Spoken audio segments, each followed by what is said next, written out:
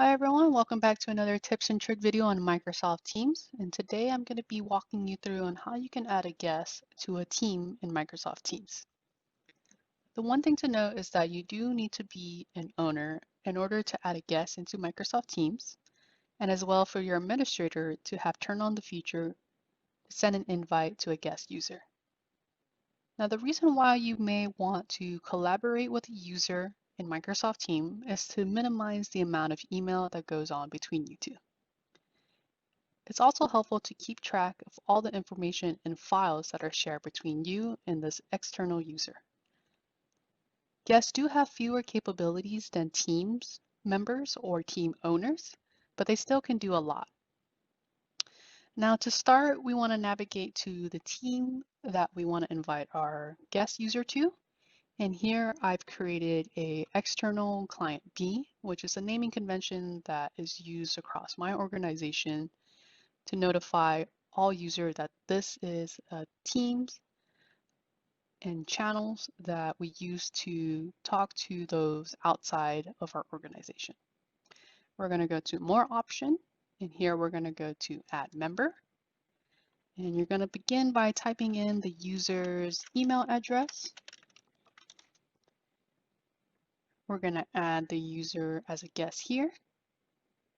Do note that if the guest doesn't have a Microsoft account associated with this email address, they'll be directed to create one for free. All right, once we've added in, you want to be sure to give the guest a friendly name or their full name by going to Edit Guest Information. You want to be sure that you enter the correct name here. If not, you may need the admin to help you configure the guest name later on.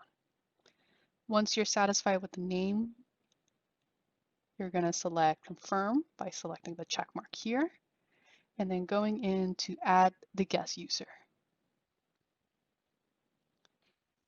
All right. Now that's all done, the next thing you want to do is to make sure you set up the guest permission within this external client B Teams. To do so, we're going to go again to More Option. We're going to go to Manage Team. And here we're going to go to Settings. All right.